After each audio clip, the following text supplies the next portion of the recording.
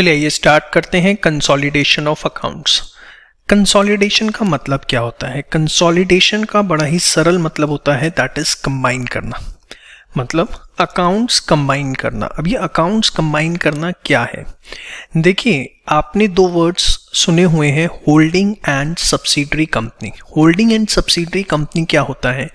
अगर एक कंपनी दूसरी कंपनी में 50% से ज़्यादा पावर टू कंट्रोल ले लेती है, या सरल अक्षरों में कहूं, अगर एक कंपनी दूसरी कंपनी में 50% से ज़्यादा शेयर्स परचेज कर लेती है, तो जो कंपनी इन्वेस्ट करती है उसको हम बोलते हैं होल्डिंग कंपनी, और जिस कंपनी के शेयर्स परचेज किए जाते हैं, जिसमें इन्वेस्टमेंट की जाती है, उसको हम बोलते हैं सब्सिडरी कंपनी।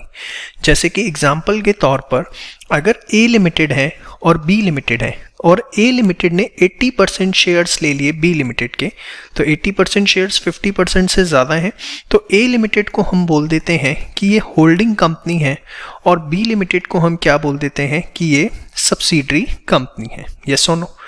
अब कंपनीज एक्ट के हिसाब से अगर होल्डिंग एंड सब्सिडरी का रिलेशनशिप एग्जिस्ट करता है, मतलब एक कंपनी दूसरी कंपनी में 50% से ज़्यादा शेयर्स एक्वायर कर लेती है, तो जो होल्डिंग कंपनी होती है उसको फाइनेंशियल्स दो तरीके से बनाने होते हैं। सबसे पहला होता है स्टैंड अलोन। स्टैंड अलोन के अंदर क्या होता है कि जैसे ए लिमिटेड की आपको बैलेंस शीट दिख रही है, तो this is called as stand alone, मतलब सिर्फ ए लिमिटेड की बैलेंस शीट, उसमें सिर्फ ए लिमिटेड की डिटेल्स है।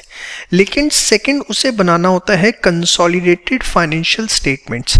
कंसोलिडेटेड फाइनेंशियल स्टेटमेंट्स मतलब होल्डिंग का खुद और सब्सिडरी, इन दोनों की मिला करके एक कंबाइंड फाइनेंशियल स्टेटमेंट्स तैयार करनी होती है, जिसमें कंबाइंड कैश फ्लो स्टेटमेंट, एसओपीएल और बैलेंस शीट, तीनों ही चीज़ें कंसोलिडेटेड बेसिस पे तैयार करनी होती है। अभी हम इनिशियल लेवल पे सिर्फ और सिर्फ बैलेंस शीट की बात करेंगे।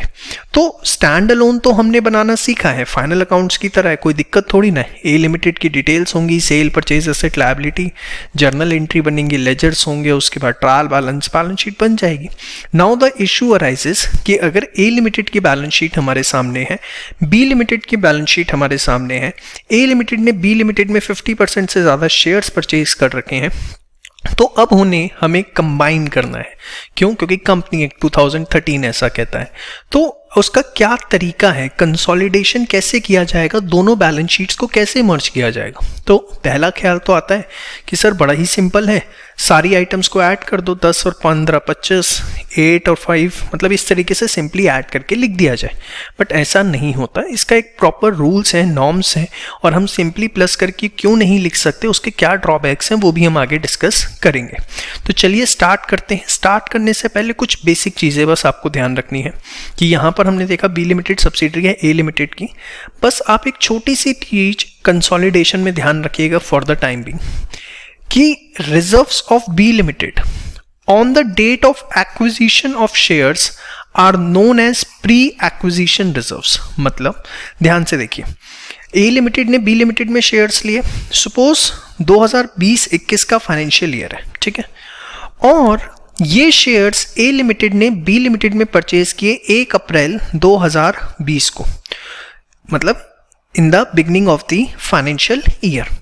तो उस दिन जो भी बी लिमिटेड के रिजर्व्स हैं, जो भी उस दिन बी लिमिटेड के रिजर्व्स हैं, जैसे कितने हैं, सपोज 5 लाख है, तो जिस दिन होल्डिंग कंपनी सब्सिडरी कंपनी के शेयर्स परचेज करेगी, जिस दिन होल्डिंग कंपनी सब्सिडरी कंपनी के शेयर्स परचेज करेगी, उस दिन जितने भी रिजर्व्स होंगे किसकी बुक में, सब्सिडरी की बुक में, उनको हम क्या बोलेंगे, प्री एक्विजिशन रिजर्व।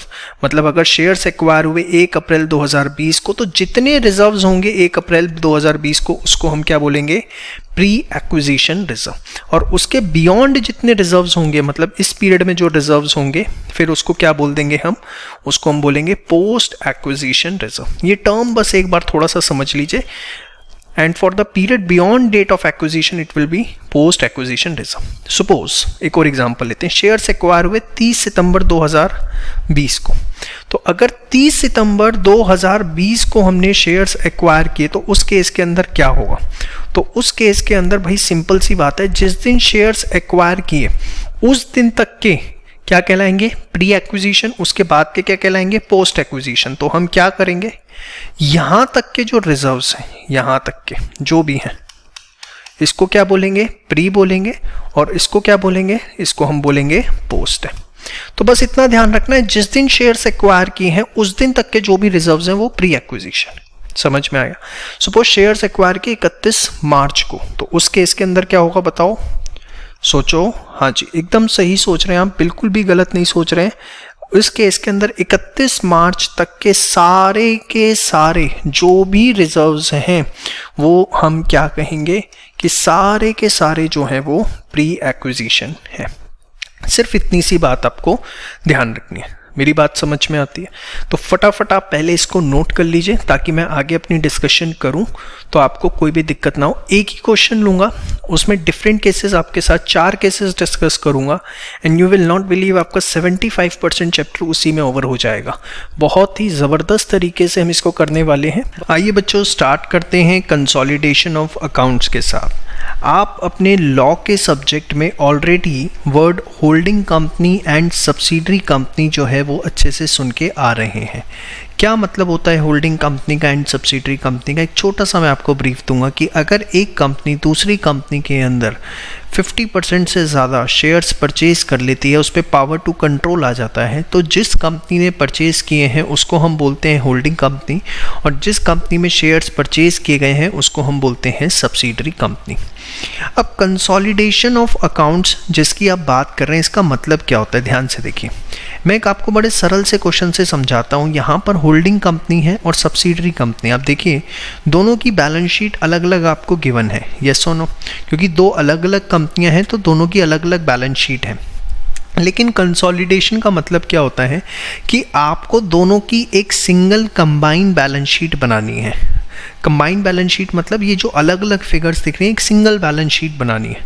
तो ये तो सर बड़ा आसान काम हुआ, हम दोनों को प्लस करके लिख देते हैं। यहाँ 15 लाख, यहाँ 7 लाख, यहाँ पर 7 लाख। ये तो हम एमलगमेशन में भी पढ़ के आए हैं, कौन सी नई चीज़ है ना? तो इस तरीके से हम कंबाइन कर देते हैं। कितना आसान है? नहीं, ऐसे नहीं बनानी होती। इसके कुछ एक सेट प्रोविजंस हैं, सेट रूल्स एंड रेगुलेशंस हैं, जिस हिसाब से आपको पूरा ये कंसोलिडेशन करना होता है। मैं आपके साथ बहुत ही सरल सिंपल एग्जांपल्स के साथ डिस्कस करूंगा। बस जो जो चीज़ें जैसे जैसे बताता जाऊं वैसे वैसे आप नोट करते रहिएगा। देखिए, अब एच लिमिटेड का मतलब यहाँ पर है होल्डिंग, ठीक है? पूरे कोर्स के दौरान यही रहेगा। एस का मतलब होगा क्या? सब्सिडरी, ठीक है? तो बैलेंस शीट गिवन है, equity share capital 10 lakh 5 lakh, general reserve 5 lakh 2 lakh, profit and loss 3 lakh 4 lakh, bank loan 5 lakh 7 lakh 50, trade payables 4 lakh 150, तो 27 lakh 20 lakh. Non current assets देखेंगे, property plant and equipment 15 lakh 10 lakh, investments 10 lakh, inventories 2 lakh and 10 lakh. इसके बाद बोला गया है आपको S limited is formed on 1 April 2020 in which 80% shares are held by H limited from the beginning. जो S limited है ये बनाई कब गई? ये बनाई गई 1 अप्रैल 2020 को, मतलब एग्जैक्टली बैलेंस शीट डेट से 1 साल पहले। और इस कंपनी के अंदर शुरू से ही 80% शेयर जो है वो एच लिमिटेड के पास है। देखिए, किसी भी कंपनी की जो भी शेयर कैपिटल होती है उसको अगर हम 100% कहते हैं, तो यहाँ पर जो होल्डिंग कंपनी है, होल्डिंग कंपनी ने अपने पास कितने शेयर्स रखे हुए हैं? 80% शेयर्स रखे हैं, जो कि यहाँ पर आपका एच लिमिटेड है, यस और नो? और जो बैलेंस ऑफ द शेयर्स हैं, जो बैलेंस ऑफ द शेयर्स है, बैलेंस ऑफ द शेयर्स जो कि आपके 20% हैं, वो किनके पास हैं? वो उनको हम बोलते हैं माइनॉरिटी शेयर होल्डर्स। क्या बोलते हैं उनको हम? Minority share holders. कोई नया वर्ड नहीं आपके लिए, आप फैमिलियर हैं इससे। तो सर कंसोलिडेशन कैसे करना होता है? देखिए, आप ध्यान से देखिए, एच लिमिटेड ने एस लिमिटेड में कितने शेयर खरीद रखे हैं? 80% शेयर। इसी चीज़ को होल्डिंग ने अपनी बुक्स में दिखाया हुआ है, इन्वेस्टमेंट इन एस लिमिटेड। एस लिमिटेड में उसने इन्वेस्टमेंट की हुई है कितने की? 10 लाख रुपए की। ये 10 लाख रुपए क्या है? जो उसने 80% शेयर खरीदे एस लिमिटेड के, कितने रुपए के खरीदे? उसने 10 लाख रुपए के, ठीक है? उसकी कीमत दी हुई है। अब क्योंकि हम कंसोलिडेशन कर रहे हैं, मतलब दोनों की बैलेंस शीट को एक कर रहे हैं, एक सिंगल बैलेंस शीट आपको बनानी है, तो आप ऐसा नहीं कर सकते कि उस बैलेंस शीट के अंदर इन्वेस्टमेंट दिखा दें। आप समझिए इस चीज़ को, अगर आप कंसोलिडेशन कर रहे हैं, एक ही बैलेंस शीट हो जाएगी एचएस लिमिटेड की, एक कंसोलिडेशन बैलेंस शीट बन जाएगी, ठीक है। तो आप उसमें इन्वेस्टमेंट नहीं दिखा सकते। क्यों नहीं दिखा सकते? अरे किस में इन्वेस्टमेंट की है? जब तक अलग अलग थी तो समझ में आ रहा था कि एच लिमिटेड ने एस लिमिटेड में इन्वेस्टमेंट की हुई है, लेकिन जब दोनों बैलेंस शीट मर्ज हो गई, जब दोनों बैलेंस शीट एक हो गई, तो आप कैसे इन्वेस्टमेंट दिखाओगे? आप मुझे बताओ। इसका मतलब तो ये हो गया अपने आप में इन्वेस्टमेंट करिए, तो ऑब्वियसली आप इन्वेस्टमेंट जो है वो नहीं दिखा सकते। तो इसका तरीका क्या होता है वो मैं आपके साथ डिस्कस कर रहा हूँ, ध्यान से देखिएगा।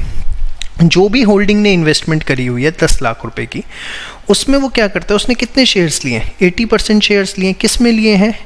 एस लिमिटेड में। तो उसकी जो भी शेयर कैपिटल है 5 लाख की, उसकी 80% कितनी होती है? That is 4 lakh rupees. Yes और नो? तो आपने जो इन्वेस्टमेंट की हुई है किस में? एस लिमिटेड के अंदर, कितने की हुई है? 10 लाख रुपए की, ठीक है।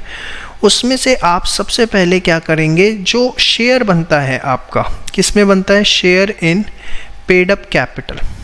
Share in paid up capital कितना बनता है आपका? 80%। और 80% किसका? 5 लाख रुपए का। ये सुनो, 5 लाख का 80% आपका बनता है। तो जो 4 लाख रुपए हैं ये आप जो है वो इसमें से माइनस कर दीजिए। क्यों?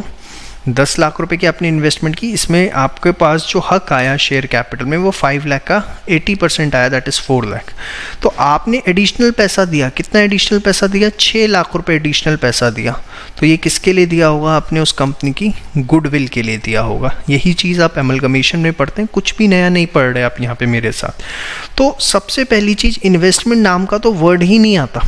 क्यों? क्योंकि अगर बैलेंस शीट मर्ज हो रही है और उसमें इन्वेस्टमेंट लिखेंगे, अलग अलग बैलेंस शीट में तो समझ में आता है कि ठीक है एच लिमिटेड है, उसने एस लिमिटेड में करी, लेकिन जब एक ही बैलेंस शीट बनेगी, दोनों ऑर्गेनाइजेशन को एक ही माना जाएगा, कंसोलिडेशन होगा, तो आप उसमें इन्वेस्टमेंट क्यों नहीं लिख सकते? क्योंकि अदरवाइज इट विल इम्प्लाई कि मैंने अपने आप में इन्वेस्टमेंट किया, वो तो कैपिटल हो गए। तो इसका एक सिंपल तरीका है कि जो भी इन्वेस्टमेंट किया उसमें से जितना भी सब्सिडरी में आपका हिस्सा है वो आप माइनस कर दीजिए। और अगर ये जो डिफरेंस है पॉजिटिव है तो goodwill, in other case it will B capital reserve. ये नोट्स में मैं अभी आपको दिया हुआ है आगे, जस्ट अभी आपकी अंडरस्टैंडिंग के लिए देखिए। गुडविल 10 लाख माइनस 5 लाख का 80% कितना हो गया? 6 लाख। तो सबसे पहला जो स्टेप होगा, स्टेप 1 हमेशा यही होगा कि आपको निकालना है कि गुडविल है या कैपिटल रिजर्व है। अभी आप परेशान मत होइए, देखिए आगे लिखा हुआ है गुडविल कैपिटल रिजर्व कैसे निकालना है। कॉस्ट ऑफ कंट्रोल या जिसको आप इन्वेस्टमेंट कहते हैं, उसमें से आप माइनस करेंगे share in paid up capital of subsidiary company. इसके नीचे वाली चीज़ मत देखिए, वो केस 2 में मैं आपके साथ डिस्कस करूँगा, ठीक है। तो स्टेप 1 आपको हमेशा जो है वो गुडविल या कैपिटल रिजर्व निकालना है, विच इज़ वेरी ईजी। समझ में आ गया आपको? पक्का? श्योर? Very good. अब इसके बाद असेट में मेन चीज़ खत्म हो गई। बाकी असेट्स में तो कुछ नहीं करना, सीधा सीधा ऐड करके लिखना है। भैया 15 और 10 कितने हो गए? 25 हो गए। 2 लाख और 10 लाख कितने हो गए? 12 लाख। आप देखो 15 लाख जमा 10 लाख 25 लाख, 2 लाख जमा 10 लाख कितना हो गया? 12 लाख। तो उम्मीद करता हूँ असेट साइड जो है वो आपको एकदम क्लियर हो गई कि असेट साइड को कैसे कंसोलिडेट करना है। असेट साइड को कंसोलिडेट करने का बड़ा ही सिंपल सरल तरीका है। इन्वेस्टमेंट में से हमने क्या माइनस किया? जो सब्सिडरी में आपका शेयर था वो माइनस किया आपने, और आपने गुडविल कैपिटल रिजर्व निकाल लिया, जो भी आता है, जो आपने एमलगमेशन में सीखा हुआ है, और उसके बेसिस पर आपने गुडविल या कैपिटल रिजर्व लिख दिया और बाकी दोनों चीज़ों को आपने सरल तरीके से ऐड करके लिख दिया। समझ में आया?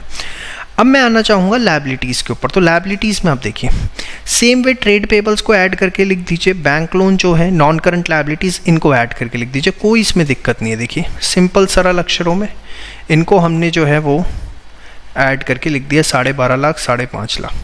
तो नॉन करंट लायबिलिटीज़ हो गई, करंट लायबिलिटीज़ हो गई, नॉन करंट करंट। कितने शरीफ हैं आप देखो, भोले भाले नन्हे मुन्ने बच्चे एकदम। यस और नो? एकदम सर प्लस करके प्लस करके प्लस करके। एक इसमें से थोड़ा इन्वेस्टमेंट था, उसकी मजबूरी थी, तो हमने उसकी मजबूरी समझ ली और इक्विटी शेयर कैपिटल से उसका एडजस्टमेंट करवा दिया। समझ में आ गया आपको? पक्का? कोई डाउट? अब ध्यान से देखिए आगे। अब आपके पास बचा क्या? देखिए ये तो हो गया इक्विटी शेयर कैपिटल। ये वाली इक्विटी शेयर कैपिटल बची कितनी? 10 लाख, ये आपकी खुद की है, तो इसको आप यहाँ पे एज इट इज लिख दीजिए, इक्विटी शेयर कैपिटल 10 लाख। यहाँ पे मैंने देखो प्लस करके नहीं लिखा, क्यों नहीं लिखा प्लस करके, उसका कारण है क्योंकि ये जो 5 लाख है इसके 80% का मैं एडजस्टमेंट ऑलरेडी कर चुका हूँ, किसके साथ, इन्वेस्टमेंट के साथ, इसीलिए मैंने दोनों को यहाँ पर प्लस करके नहीं लिखा है। समझ में आ गई बात? श्योर। देखिए मैंने लिख भी दिया, इक्विटी को ऐड नहीं करेंगे बिकॉज ऑलरेडी इन्वेस्टमेंट में एडजस्ट कर चुके हैं, ठीक है। बट सर 80% ही किया है, 20% का क्या होगा, अभी मैं आपको बताता हूँ, डोंट वरी अबाउट दैट। तो अब हमारे जो मेजर पॉइंट्स थे वो डिस्कस हो चुके हैं। देखिए अब बचते हैं आपके general reserve and profit and loss. तो अब इसको कैसे कंसोलिडेट करना है, ध्यान से देखिए, अपना तो है ही, प्लस इसका आपको 80% लेना है। अब इसका 80% क्यों लेना है वो अभी आपको केस 2 में ज़्यादा अच्छे से समझ में आएगा, अभी थोड़ा सा आपको समय देना पड़ेगा। यहाँ पे तीसरी आइटम छोड़ी हुई है ना मैंने, देखिए, तो इसलिए थोड़ा सा आप होल्ड करिए, अभी आप इतना समझिए सिर्फ कि 80% लेना है। तो आप देखिए 5 लाख, 2 लाख का 80%, 3 लाख, देखिए 2 लाख था ना उसका 80 लिया, ऐसे 3 लाख प्लस इसमें हम 80% ही लेंगे अपना हिस्सा, तो ये आ गया कितना, 660 और 6,20,000। तो अगर आप देखें तो यहाँ भी हमने 80 लिया, यहाँ भी हमने 80 लिया और यहाँ भी 80 लिया, तीनों में 20-20 छोड़ दिया, क्योंकि जो शेयर होल्डर फंड है इसमें हमारा हिस्सा ही 80% का है, 20% तो किसका है, माइनॉरिटी का है। तो हम क्या करते हैं, इन तीनों का ही जो 20-20% बच गया, 5 लाख का 20%, 2 लाख का 20%, 4 लाख का 20%, 5 लाख का 20%, 2 लाख का 20%, 4 लाख का 20%, तीनों का 20-20% हम लेंगे और उसी को हम शेयर होल्डर्स फंड के बाद एज माइनॉरिटी इंटरेस्ट दिखा देंगे। तो आप इसको जब कैलकुलेट करेंगे तो इट विल बी 2,20,000। क्या क्या कर दिया सर आपने, अरे कुछ नहीं किया, दोबारा रिपीट कर रहा हूँ, ध्यान से देखो, मैं कलम का रंग चेंज कर लूँ ताकि आपको समझाने में कोई दिक्कत ना हो। सबसे पहला स्टेप यहाँ किया, इन्वेस्टमेंट ली, इसमें से मैंने क्या किया, इक्विटी का में जितना हमारा हिस्सा था वो माइनस किया, गुडविल कैपिटल रिजर्व रिकॉर्ड कर दी, यस और नो। फिर मैंने क्या किया, इन्वेंट्रीज, करंट एसेट सीधे सीधे ऐड करने हैं, नॉन करंट एसेट जो बच गया ऐड करने हैं, करंट लायबिलिटीज़ हमेशा ऐड करनी है, नॉन करंट लायबिलिटीज़ हमेशा ऐड करनी है, कोई दिक्कत ही नहीं है इसके अंदर आपको, यस और नो। 1 2 ये सब हो गया। अब यहाँ 80 हो गया। याद रखना शेयर होल्डर्स फंड में हमेशा हमारा 80% ही हिस्सा है, तो हम रिजर्व्स में भी 80 लेंगे, इसमें भी 80। ज़्यादा बेटर रीज़न नेक्स्ट पार्ट में डिस्कस करूँगा आपके साथ। तो 5 लाख प्लस 2 लाख का 80%, 3 लाख प्लस 4 लाख का 80%, ये आपने general reserve P&L as it is दिखा दिया। और बाकी जो शेयर होल्डर फंड है, क्योंकि हमारा था ही 80%, 20% माइनॉरिटी का, तो सबका 20% हमें क्या करना है, शेयर होल्डर फंड के बाद माइनॉरिटी इंटरेस्ट के नाम से सबका 20% आपको ऐसे दिखाना है। समझ में आई बात? श्योर। इसको आप एक बार अपने हाथ से नोट डाउन करिए, अपने हाथ से, तभी आपको जो है ये सॉल्यूशन समझ में आएगा और आप समझ पाएंगे चीज़ें कैसे मूव करेंगे। अभी आपको इसके अलावा कुछ नहीं करना, बस आप एक काम कर सकते हैं, जो शॉर्ट नोट्स बनवाए हैं 1 और 2 साथ में इसके ये बना सकते हैं, ठीक है। इस तरह का कोई क्वेश्चन एग्जाम में नहीं आएगा, ये भी सिर्फ बेसिक को समझाने के लिए बहुत ही बेसिक क्वेश्चन आपके लिए लिया है। उम्मीद करूंगा आपको ये समझ में आया कि कंसोलिडेशन में कुछ नहीं है, करंट असेट्स ऐड करने हैं, नॉन करंट ऐड करने हैं, इन्वेस्टमेंट में इक्विटी माइनस करनी है, current add, non current add, reserves जितने भी होंगे उसमें सिर्फ 80 उठाना है। क्यों? क्योंकि बैलेंस जो है वो माइनॉरिटी का है। समझ में आ गई बात? श्योर। फटाफट एक बार इसको जो है आप सारा का सारा नोट डाउन करिए फास्ट। क्वेश्चन आपके पास है, सॉल्यूशन एक बार आप जरूर नोट करिए, बहुत ज़रूरी है। चलिए अब एक क्वेश्चन से हम पूरा का पूरा कंसोलिडेशन जो है वो समझना शुरू करते हैं। क्वेश्चन 1, बैलेंस शीट गिवन है 31 मार्च 2021 को। H लिमिटेड मतलब होल्डिंग, S लिमिटेड मतलब subsidiary.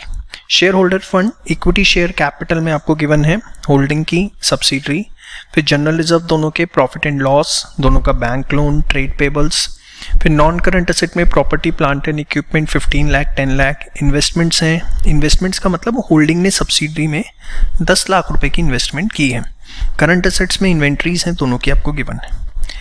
S limited is formed on 1 अप्रैल 2020। ये कंपनी जो है वो बनी कब? 1 अप्रैल 2020 को, मतलब ये बनी ही 1 अप्रैल 2020 को, जिसमें in which 80% shares are held by H limited from the beginning. Please underline, holding ने इस कंपनी में शेयर्स जो है from the very beginning acquire कर लिए, मतलब आज इस कंपनी का जन्म हुआ, ठीक है।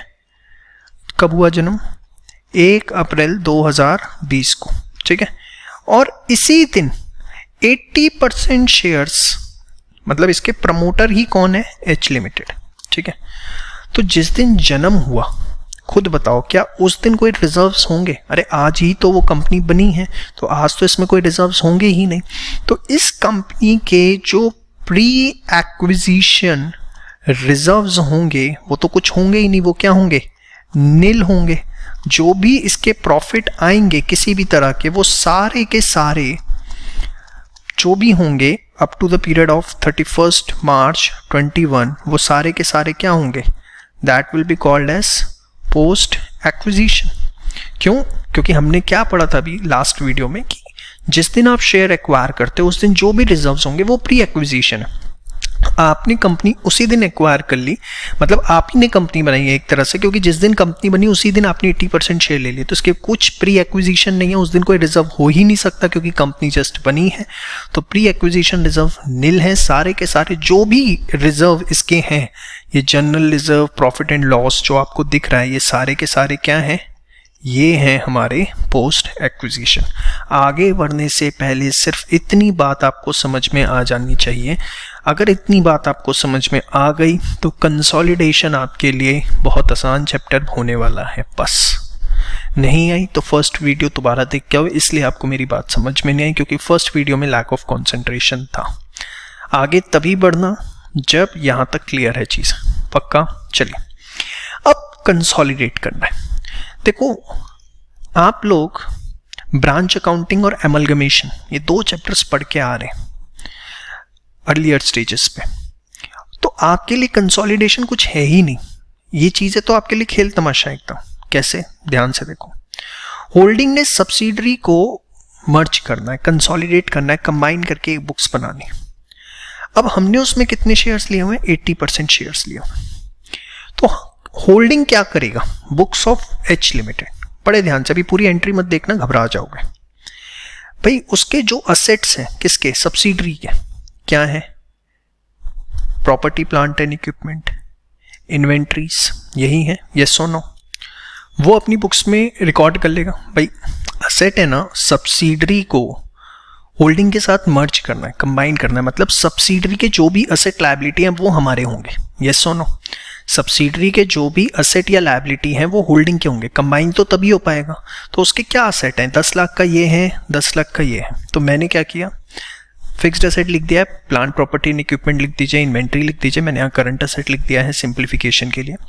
तो 10 लाख 10 लाख डेबिट क्यों किया? क्योंकि सब्सिडरी के असेट्स हैं, होल्डिंग की बुक्स में आ रहे हैं, तो असेट जो है वो क्या होते हैं? डेबिट होते हैं। समझ में आया? सेम वे इसकी लायबिलिटीज कौन सी हैं? बैंक लोन है 7.5 लाख का, 1.5 लाख का ट्रेड पेबल है, तो इसको हम अपनी बुक्स में क्या कर देंगे? क्रेडिट कर देंगे। ये क्या कर रहा हूं मैं? होल्डिंग की बुक्स में सब्सिडरी के असेट्स लायबिलिटी रिकॉर्ड की। यहां तक समझ में आ गया आपको? आपके मन में एक डाउट आना चाहिए, सर हमने तो 80% शेयर्स ही लिए हैं, तो हम ये पूरा अमाउंट क्यों ले रहे हैं? हमें तो सिर्फ 80% अमाउंट ही लेना चाहिए, मतलब 10 लाख का 80%, 10 लाख का 80%, 7.5 लाख का 80%, 1.5 लाख का 80%, तो हम ये पूरा अमाउंट क्यों ले रहे हैं? देखिए प्रैक्टिकल रीजन मैं आपको बताता हूं। सपोज 10 लाख रुपए की ये मशीन है और ये सिंगल मशीनरी है, ठीक है, इट्स अ सिंगल मशीनरी। तो अगर मैं उसका 80% रिकॉर्ड करूं यहां पर, fixed asset account debit to 8 lakh, तो वो 8 लाख क्या है? मतलब आप समझो लाइक कि भाई उसके मैंने टायर रिकॉर्ड कर लिए, या उसका मैंने मोटर रिकॉर्ड कर ली, या मैंने उसका कुछ एक पार्ट रिकॉर्ड कर लिया। What is this? भाई मशीन तो पूरी जो है वो 10 लाख रुपए की है।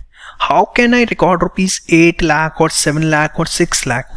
भाई 10 लाख की मशीन में, ये तो वही वाली बात हो गई, सपोज 10 लाख रुपए की गाड़ी थी वो, तो मैंने क्या किया, उसके टायर, उसका इंजन, वो 8 लाख का रिकॉर्ड कर लिया और बॉडी पार्ट्स जो है वो सब्सिडरी पे छोड़ दी। तो प्रैक्टिकली ये पॉसिबल नहीं है कि आप असेट्स को बाइफरकेट कर पाओ, क्योंकि असेट्स जो होते हैं वो इंडिविजिबल नेचर के होते हैं इकोनॉमिक्स के टर्म्स में। तो इसीलिए हम क्या करते हैं, असेट्स और लायबिलिटीज को फुल रिकॉर्ड कर लेते हैं।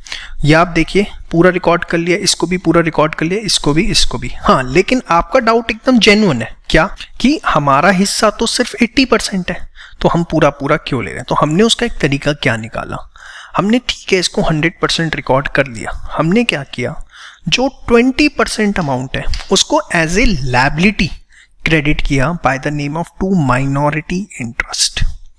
कैसे? देखो 10 लाख और 10 लाख कितना हो गया? 20 लाख। उसमें से हमने लायबिलिटी वाला अमाउंट माइनस कर दिया, नेट अमाउंट निकाल लिया, तो ये आपका हो गया 20 lakh minus this comes out to be 11 lakh. ठीक है, 11 लाख का अमाउंट आता है। तो क्योंकि हमने 80% प्रैक्टिकली यहाँ लेना चाहिए था, बट हमने 80 ना लेके 100% ले लिया, तो हमने क्या किया, 20% को क्रेडिट करके ख़त्म कर दिया by the name of to minority interest. आप देखिए 11 लाख का 20% 2,20,000 रुपये।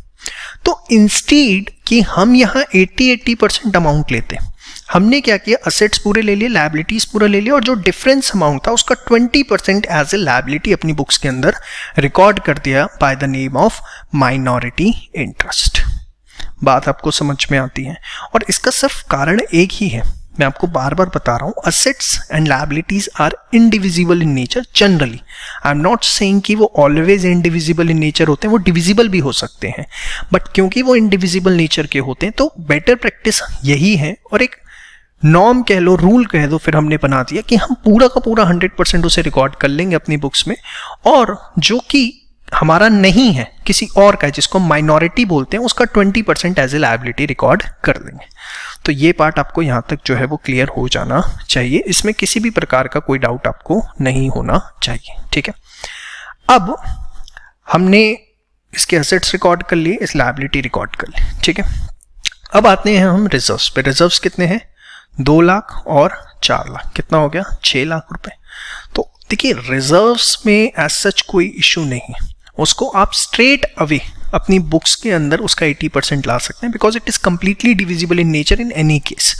तो 6 लाख का हमने 80% ही लिया, कितना? 4,80,000। ये कौन से हैं? पोस्ट एक्विजिशन, क्योंकि प्री तो इस क्वेश्चन में था ही नहीं।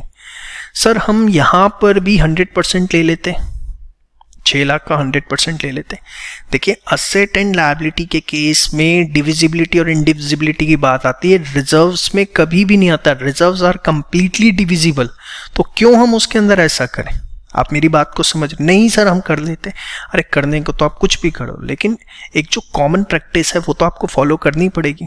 तो इसीलिए आपको ये बात ध्यान रखनी है, assets and liabilities full amount के लेने एंड आपको उसके अगेंस्ट माइनॉरिटी रिकॉर्ड करना, लेकिन reserves are divisible in nature, तो आपने उसका 80% हिस्सा ही लेना है। यहां तक आपको क्लियर होना चाहिए। तो ये जितने रेड वाले पार्ट थे ये सारे के सारे हमारे जो हैं वो क्लियर हो चुके, इसमें कोई दिक्कत नहीं है। अब ये जो इन्वेस्टमेंट है ये हम अपनी बुक से ख़त्म कर देंगे। क्यों ख़त्म कर देंगे? अरे भाई हमने इन्वेस्टमेंट करी किस में? असेट्स में और लायबिलिटीज़ में। जब हमने उसको अपनी बुक्स में रिकॉर्ड कर दिया तो इन्वेस्टमेंट किस बात की? तो इन्वेस्टमेंट हम यहाँ पर इसे क्रेडिट करके ख़त्म कर देंगे। और ये चीज़ आपको वैसे भी समझ में आनी चाहिए, ये चीज़ हम बहुत फ्रिक्वेंटली एमलगमेशन में, मर्जर में करते हैं। ये कोई नया पार्ट नहीं है, इसकी डिटेल डिस्कशन में मैं नहीं जाऊँगा। इन्वेस्टमेंट क्रेडिट इसलिए कर रहे हैं क्योंकि उसके अगेंस्ट हमने असेट लायबिलिटीज़ को रिकॉर्ड कर दिया। तो 10 लाख दिस सारे अमाउंट्स आपको क्लियर होते हैं। उसके बाद जो बैलेंसिंग फिगर बची वो हमारी क्या कहलाएगी? गुडविल या कैपिटल रिजर्व। तो अगर आप देखें बहुत हद तक ये एमलगमेशन से मिलता जुलता है। आपने क्या करना है, सब्सिडरी के fixed assets as it is, liabilities as it is, but क्योंकि उसमें हमारा हिस्सा जो है वो 100% नहीं था, 80 था। ठीक है, तो 20 को हमने as a minority interest record कर लिया। Reserves are divisible in nature, तो उसमें सीधे ही हमने 80% लिया है। ठीक है, और इन्वेस्टमेंट हमने जो दिखाई भी थी होल्डिंग ने अपनी बुक्स में उसे खत्म कर दी क्योंकि उसके अगेंस्ट हमने असेट लायबिलिटीज रिकॉर्ड कर लिए, और जो बैलेंसिंग फिगर बची उसको हमने गुडविल या कैपिटल रिजर्व जो बचता वो ले लिया। अब ये आपके सामने जो रेड वाली कैलकुलेशन है ना, ये मैंने डिस्कस नहीं करी, तो इसको आप छोड़ दीजिए। बाकी जो पार्ट है ना वो आप अपने पास एक बार नोट कर लीजिए। नेक्स्ट पार्ट में मैं आपके साथ डिस्कस करता हूँ। ये और करके जो मैंने लिखा हुआ है ये क्या है, किस तरीके से आया है, इसको मैं डिस्कस करता हूँ। ये वीडियो बेशक आप 2 बार देखिए, 3 बार देखिए अगर हल्का सा भी डाउट है, क्योंकि ये वीडियो बेस वीडियो है। ठीक है, इस वीडियो से ही आपका सारा बेस बनना है, तो इस वीडियो को बहुत अच्छे से 2 बार देखिए, 3 बार, लेकिन कोई भी कॉन्सेप्ट लैक नहीं करना चाहिए। It is must. समझ में आई बात? तो फटाफट इसको एक बार तैयार करिए। चलिए आपको मैं एक बार क्विकली रिकॉल करवा दूं सारे के सारे पॉइंट्स कि हमने क्या किया। असेट्स और लायबिलिटीज हमने 100% वैल्यू पे लिए, उसके अगेंस्ट हमने 20% माइनस कर दिया क्योंकि 80% पे ही हमारा हक था, माइनॉरिटी इंटरेस्ट उसे लिखा। तो 10 + 10 माइनस दिस और उसका 20% हमने क्रेडिट किया था। देखिए, इसको निकालने का एक दूसरा तरीका भी है। आप माइनॉरिटी असेट लायबिलिटी अप्रोच से निकालें कि मतलब इसका आपने डिफरेंस लिया, इन सब का जो इसका आपने डिफरेंस लेके निकाला वो तरीका था, या आपके पास मैं आपको बता दूं, हमने अभी क्या किया, इसका डिफरेंस लेके 20% निकाला, या बैलेंस शीट में आप सीधे इसका 20% ले लीजिए, एक ही बात है भाई। यहाँ आपने क्या किया, 10 + 10 माइनस दिस उसका 20% लिया, तो बैलेंस शीट में इसके बाद बचता ही क्या, इक्विटी जनरल रिजर्व P&L, सीधा उसका 20% ले लो, तब भी आंसर वही आएगा। आप देखो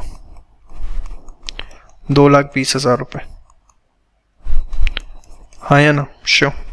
11 लाख का 20% 2,20,000 आता है। तो माइनॉरिटी निकालने का एक बहुत सिंपल सरल तरीका है कि आप इंस्टीड वैसे करें, जो भी सब्सिडरी कंपनी की शेयर कैपिटल प्लस रिजर्व्स हैं उसमें जो माइनॉरिटी का हिस्सा है वो सीधे ले लीजिए, आंसर तब भी सेम आएगा। आपकी अंडरस्टैंडिंग के लिए लिख दिया है share capital and reserves of subsidiary company में जो माइनॉरिटी का हिस्सा है, तो आप सीधे हमेशा ऐसे ही निकालेंगे, इतनी डिटेल कैलकुलेशन करने की ज़रूरत नहीं है, ठीक है, कि आप ये ऐसे माइनस करें। रीज़न क्या होगा, एग्ज़ाम के अंदर हमारे पास जर्नल एंट्री करने का समय ही नहीं होगा, हमें फटाफट सब कुछ करना होगा, ठीक है। अब क्योंकि एग्जाम में मैं कह रहा हूँ जर्नल एंट्री करने का समय ही नहीं होगा आपके पास, तो गुडविल बैलेंसिंग फिगर कैसे निकालोगे भाई, जर्नल करोगे तो बैलेंसिंग फिगर निकालोगे ना। तो उसका भी बड़ा सिंपल तरीका है कि जो भी इन्वेस्टमेंट का अमाउंट है, जो भी इन्वेस्टमेंट इन सब्सिडरी है, कितनी कर रखी है इन्वेस्टमेंट आपने, 10 लाख की, उसमें से आप सीधे माइनस कर दो share in paid up of subsidiary, जो सब्सिडरी की पेडअप है भाई। सब्सिडरी की पेडअप कितनी है, 5 लाख, उसमें जो होल्डिंग का शेयर है कितना है, 4 lakh. Share in paid up of subsidiary of holding company that is 4 lakh. तो अगर ये फिगर पॉजिटिव आती है तो सीधे गुडविल, नेगेटिव आती है तो सीधे कैपिटलिज्म। देखो 10 लाख, 5 लाख का 80% 4 लाख, तो ये आ गया कितना, 6 लाख, सीधे वो गुडविल। तो आपको इतना कंप्यूट करने की जरूरत ही नहीं है माइनॉरिटी और गुडविल को। माइनॉरिटी के लिए क्या करना है, सिंपल, जो भी सब्सिडरी की शेयर कैपिटल प्लस रिजर्व्स है उसमें माइनॉरिटी का हिस्सा ले लो। और गुडविल कैसे निकालनी है, गुडविल कैपिटलिज्म, इन्वेस्टमेंट में से share in paid up of subsidiary of holding minus कर दो, पॉजिटिव आता है गुडविल, नेगेटिव आता है कैपिटल रिजर्व। समझ में आया, श्योर। तो ये दो कैलकुलेशंस, अब ये जो और करके थी इसको आप एक बार नोट कर लीजिए, इसके नीचे नोट्स बना लीजिए। इस वाले पे भी हम एक पॉइंट और डिस्कस करेंगे, ठीक है। ये चीज़ तो कंक्लूड हो गई एकदम 101%, इसमें इससे ज़्यादा कुछ नहीं है, लेकिन इसमें भी एक पॉइंट और है, वो हम फर्दर केसेस में डिस्कस करेंगे, ठीक है। आप पहले यहाँ तक अच्छे से नोट कर लीजिए। आपको पता होना चाहिए कि गुडविल और माइनॉरिटी निकालने के वे आउट ऑल्टरनेटिव वाले क्या है, और ये ऑल्टरनेटिव वे आउट ही काम आएंगे क्योंकि एग्जाम में हम जर्नल एंट्री नहीं करने वाले, मैं आपको ये बार बार बात बता रहा हूँ। तो पहली बात आपकी समझ में आ गई। दूसरी बात ये, तीसरी चीज मैंने यहाँ पोस्ट एक्विजिशन लिखा होता है, इस पे डिस्कशन कर लेता हूँ। देखिए, रिजर्व्स आपको यहां तभी लेने हैं जब वो पोस्ट एक्विजिशन होंगे। अगर प्री एक्विजिशन है तो आपको रिजर्व्स नहीं लेने। अब इस क्वेश्चन में प्री एक्विजिशन थे ही नहीं, क्यों नहीं थे बताओ? क्योंकि हमने shares in the beginning he acquire कर लिए थे, कंपनी ने उस समय तक पैदा हुई थी, कुछ काम ही नहीं किया था, तो उसके प्रॉफिट ही नहीं थे, तो इसलिए प्री एक्विजिशन 0 थे, सारा का सारा पोस्ट था। यहां आपने तभी रिजर्व्स लेने हैं जर्नल में, मतलब तभी अपनी बुक्स में लेने हैं, होल्डिंग की बुक्स में, जब वो पोस्ट एक्विजिशन है। ऐसा क्यों? अरे खुद ही जवाब दे दो, सोचो थोड़ा सा कि पोस्ट होंगे तभी क्यों लेने, प्री वाले क्यों नहीं लेने?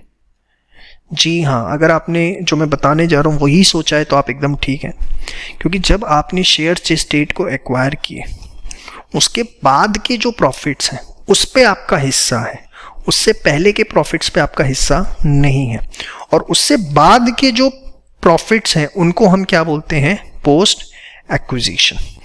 तो याद रखिएगा, only post acquisition profits are recorded in the books of holding company, not the pre acquisition profit. वैसे अगर आपको थोड़ा सा याद हो, AS 13 इन्वेस्टमेंट अकाउंटिंग, वहां पे भी अगर याद हो एक वर्ड आता है प्री एक्विजिशन डिविडेंड, याद आता है? तो अगर प्री एक्विजिशन डिविडेंड मिलता है तो हम उसे क्या करते हैं? जो हमारी कॉस्ट ऑफ इन्वेस्टमेंट होती है हम उसमें से माइनस करते हैं। याद आ रहा है? सेम वे भी हम आगे देखेंगे कि अगर प्री एक्विजिशन प्रॉफिट होंगे तो हम उसे यहाँ नहीं लेंगे, हम उसे यहाँ माइनस करेंगे। जो मैं आपको कह रहा था ना, एक और पॉइंट है, फर्दर केसेस में डिस्कस करूँगा, तो वो ये होगा। चलिए अभी उसमें हम बाद में बात करेंगे। तो 3 चीज़ें आपको ध्यान रखनी है। फर्स्ट, क्या शेयर माइनॉरिटी निकालने के लिए share capital and reserves of subsidiary company में जो माइनॉरिटी का हिस्सा है। सेकंड, इन्वेस्टमेंट में से share in paid up of subsidiary of holding minus कर दो। थर्ड, सिर्फ पोस्ट एक्विजिशन प्रॉफिट्स जो हैं वो लेने हैं, प्री एक्विजिशन नहीं लेने। समझ में आ गई बात? पक्का। तो चलिए, जैसे शादी होती है ना, तो शादी में क्या होता है, वाइफ और हस्बैंड 7 वचन देते हैं, 7 फेरे होते हैं। तो सेम वे यहाँ पे 7 वचन और कंसोलिडेशन खत्म। भाई कंसोलिडेशन भी एक तरह से शादी, और क्या, 2 कंपनियों की शादी हो रही है, एक हो रही है। तो अब ये 7 वचन यहाँ पर क्या है, आपने देख लिए सारे के सारे। Fixed asset, current assets total लेना है। भाई आपने देखो ना यहाँ पर क्या किया, टोटल अमाउंट लिया था। अब इसी चीज़ को मैं बैलेंस शीट में लेता हूँ। भाई holding and subsidiary, holding and subsidiary है, अभी मुझे क्या करना है, कंसोलिडेट करना है, कंसोलिडेटेड बैलेंस शीट बनानी है। तो क्योंकि मैंने होल्डिंग की बुक में सब्सिडरी के फिक्स्ड एसेट्स टोटल लिए, current liability non current liability total ली, तो मैं क्या करूँगा, 5 + 7.5, 4 + 1.5, 15 + 10 और 2 + 10। ये कितना होता है, 12। ये कितना होता है, 25। ये कितना होता है, 5.5। ये कितना होता है, 12.5। तो ये मैं कंसोलिडेटेड में एज अ टेस्ट दिखाऊंगा। देखो कंसोलिडेटेड, कुछ समझ में आए ना, ये ज़रूर समझ में आएगा आपको कि कुछ नहीं करना, इन 4 चीज़ों के रिस्पेक्ट में non current asset, non current liability, current liability, दोनों का टोटल एज अ टेस्ट लिख देना। Fixed asset, current asset, non current liability, ठीक है, एंड इवन करंट लायबिलिटी, दोनों में आपने क्या करना है, टोटल एज अ टेस्ट लिख देना। अब इसके बाद अगर मैं बात करूं तो जो इक्विटी शेयर कैपिटल है वो सिर्फ होल्डिंग की आएगी। कंसोलिडेटेड बैलेंस शीट जो बनेगी उसमें सिर्फ इक्विटी शेयर कैपिटल जो है वो होल्डिंग की आएगी। एच लिमिटेड लिखने की ज़रूरत नहीं है। क्यों आएगी जी? क्योंकि जो सब्सिडरी की है इसका आपने 80% इन्वेस्टमेंट से सेट ऑफ किया है। आपने देखो यहाँ किया नहीं था, भूल गए। तो यहाँ पर चौथा वचन ये है कि इक्विटी शेयर कैपिटल में जो आएगी वो सिर्फ होल्डिंग कंपनी की आएगी। कारण जानना है, कारण बता चुका हूँ, क्योंकि उसका जो सब्सिडरी है उसका 80% हम सेट ऑफ कर चुके हैं। अब रिजर्व्स की अगर बात करें तो जो होल्डिंग कंपनी के हैं plus proportionate share in subsidiaries post acquisition. जैसे देखो होल्डिंग के कितने थे, 5 लाख, 5 लाख थे, प्लस सब्सिडरी के कितने थे, 2 लाख। तो 2 लाख में कितना लेना है, 80%। देखो proportionate share in subsidiaries post acquisition reserves. और यहाँ पे भी याद हो तो हमने कंबाइन लिया था भाई, अगर देखा जाए तो 4 लाख 2 लाख दोनों का 6 लाख का 80% है, 2 लाख 4 लाख ही, ठीक है। Same way 3 lakh plus 4 lakh का 80%, 3 लाख प्लस 4 लाख का 80%, 6 20 6 लाख 60। समझ में आ गया? 5 वचन क्लियर है। Fixed asset, current asset, non current current, इनका टोटल, इक्विटी की सिर्फ होल्डिंग की, reserves holding company plus proportionate share in subsidiaries post acquisition. याद रखना प्री नहीं लेने, बार बार बोल रहा हूँ। उसके बाद गुडविल कैपिटल रिजर्व निकालो और माइनॉरिटी निकालो। गुडविल आप निकाल चुके, कितनी आई थी सर? गुडविल आई थी 6 लाख, माइनॉरिटी आया था 2 पीस। तो माइनॉरिटी आपको क्या करना होता है, शेयर होल्डर फंड के बाद लिखना होता है माइनॉरिटी 2 पीस। और ये मैंने वैसे ही निकाली जैसे आपको सिखाई थी, 5 लाख 2 लाख 4 लाख, इसका हमने क्या किया 20%। तो देखिए उसका 20% है, ठीक है। और गुडविल नॉन करंट एसेट में इन्वेस्टमेंट माइनस ये क्या है 5 लाख का 80%, जो मैंने आपको ऑल्टरनेटिव वे आउट सिखाया था। करना आपको ऑल्टरनेटिव वे आउट ही पड़ेगा, आपके पास ऑप्शन नहीं है, एग्जाम में जर्नल एंट्री करने का समय नहीं होता। तो 7 वचन ध्यान रखने, आपका कंसोलिडेशन पूरा खत्म हो जाएगा। Fixed asset, current asset, non current current, आंख बंद करके टोटल ले लो। इक्विटी सिर्फ होल्डिंग की लेनी है। रिजर्व्स में holding company plus proportionate share in subsidies post acquisition. Goodwill capital reserve निकालो और माइनॉरिटी निकालो। और वो उसे आप प्लेस कर दो। ये 7 चीज़ें आप करोगे, पूरा कंसोलिडेशन आपका खत्म हो जाएगा। यहाँ तक कम से कम 3 बार रिवाइज कर लो, किसी भी वीडियो में डाउट हो से 2 बार और देख लो, क्योंकि ये बेस यहाँ पे सारा खत्म हो चुका। टेक्निकल है, मैं पहले ही बता दूँ, सीए फाइनल लेवल का चैप्टर है, मतलब एक अच्छे लेवल का चैप्टर है, काफ़ी आप समझ सकते हैं, जो कि बहुत अर्ली स्टेज पे आप पढ़ रहे हैं। तो इसीलिए आपको जो है इसमें बहुत ध्यान से एक चीज़ देखने की ज़रूरत पड़ जाती है। बहुत सिंपल वे आउट में कोशिश करिए आपको चीज़ें बताऊं, फिर भी दिक्कत है तो आप मॉर्निंग आवर्स में 4 बजे उठ के इस चैप्टर को देखिए, क्योंकि उस समय एकदम फ्रेश एनर्जी होती है, ज़्यादा अच्छा ही समझ में आएगा। जिसको समझ में आ गया बहुत अच्छी बात है, जिसको डाउट है 2 बार देखे फिर भी समझ में नहीं आता, सुबह 4 बजे उठ के एक बार देखो। चैप्टर बहुत आसान है अगर आप यहाँ तक चीज़ें समझ गए। मैंने क्या लिखा, ये 7 वचन समझने, 7 वचन कंसोलिडेशन खत्म। बस ये बात अपने दिमाग में आपको अच्छे से बैठानी है। चलिए ये वही क्वेश्चन है एकदम सेम। केस 2 ले रहा हूँ, H limited to cover 80% shares on 31 March 2021। मतलब बैलेंस शीट 31 मार्च 2021 की है और इसी दिन होल्डिंग ने सब्सिडरी में 80% शेयर्स लिए। मैंने आपको एक बात बताई थी, क्या बताऊं, कि जिस दिन आप शेयर्स लेते हो उस दिन जो भी रिजर्व्स का बैलेंस है वो सारा का सारा क्या कहलाता है, प्री एक्विजिशन। याद है आपको ये बात? Reserves of B limited on the date of acquisition of shares are known as pre acquisition, first video में डिस्कस किया था। और इस क्वेश्चन में क्या है, जो क्वेश्चन उनका केस 2 में, मैंने लास्ट डेट पे एच लिमिटेड ने एस लिमिटेड में शेयर्स लिए हैं, तो ये जितने रिजर्व्स आपको दिख रहे हैं सारे के सारे आपकी क्या कहलाएंगे, प्री एक्विजिशन। बताओ मेरी इतनी बात समझ में आती है या नहीं आती? अगर आती है तो अभी तक की सारी वीडियो आप सिंसियरली देख रहे हैं, आपको सब कुछ समझ में आ रहा है। और अगर ये वीडियो समझ में नहीं आती, ये बात नहीं समझ में आती, तो इसका मतलब है आपको रिवीजन की जरूरत है। ये मैंने प्री एक्विजिशन क्यों बोला? क्योंकि शेयर्स 31 मार्च 2021 को लिए और इस दिन जो भी रिजर्व्स हैं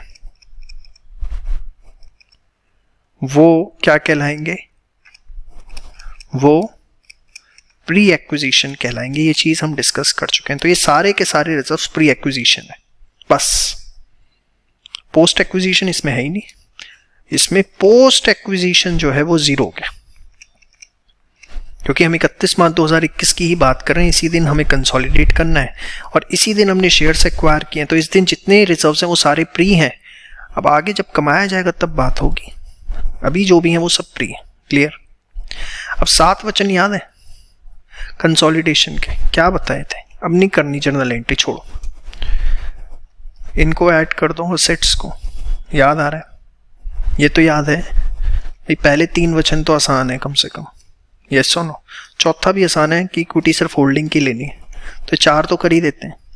आप ये देखो, इक्विटी ली हमने 10 लाख, इसको हमने स्ट्रेट अवे ऐड करके लिख दिया।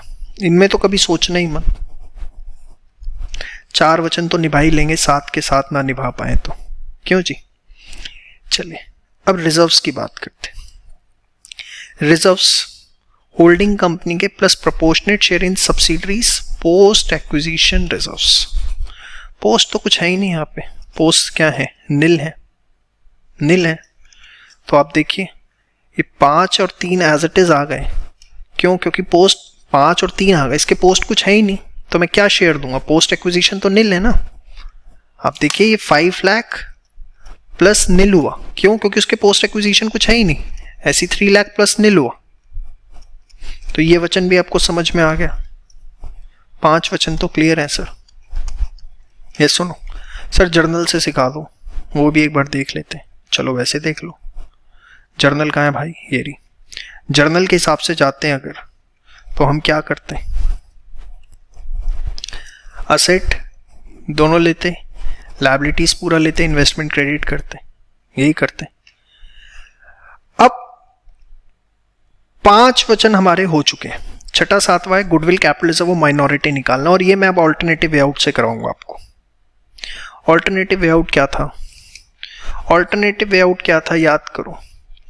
सबसे पहले माइनॉरिटी के लिए याद करो कि जो भी सब्सिडरी का अमाउंट है दिस, इसमें माइनॉरिटी का हिस्सा कितना है? 20% सीधा ले लो। देखो माइनॉरिटी 5 लाख का, 2 लाख का 20% 4 लाख। देखो इसमें माइनॉरिटी हमेशा एक ही तरीका माइनॉरिटी का, there is no another way out, कि जो भी सब्सिडरी की शेयर कैपिटल प्लस रिजर्व्स है, चाहे वो रिजर्व प्री है पोस्ट है, इससे कोई फर्क नहीं पड़ता। माइनॉरिटी को कोई फर्क नहीं पड़ता प्री है पोस्ट है, आपने सीधे उसका 20% ले लेना। छठा वचन, अच्छा सातवां पहले कर दिया, अब छठा रह गया क्या, गुडविल और कैपिटल रिजर्व निकालना। अभी गुडविल और कैपिटल रिजर्व के लिए भाई गुडविल रह गई ना, तो मैंने आपको क्या सिखाया था, investment in S limited minus share in paid up of subsidiary, share in paid up capital of subsidiary, याद है ये तो मैंने आपको सिखाया था। तो देखिए इन्वेस्टमेंट का अमाउंट कितना है 10 लाख, और उसमें 5 लाख का 80% आप माइनस कर देंगे, 10 लाख और 5 लाख का 80%, ये मैं आपको सिखा चुका। अब नई चीज आपके लिए सिर्फ एक है, मैंने कहा था एक पॉइंट रह गया, वो ये है, सिर्फ देखिए पिछले क्वेश्चन में कोई प्री एक्विजिशन रिजर्व्स नहीं थे, लेकिन इस क्वेश्चन के अंदर जो भी आपके पास यहाँ पर रिजर्व्स आपको दिख रहे हैं, ये सारे के सारे क्या है, प्री एक्विजिशन है। क्यों है, क्योंकि हमने शेयर्स एक्वायर किए 31 मार्च 2021 को।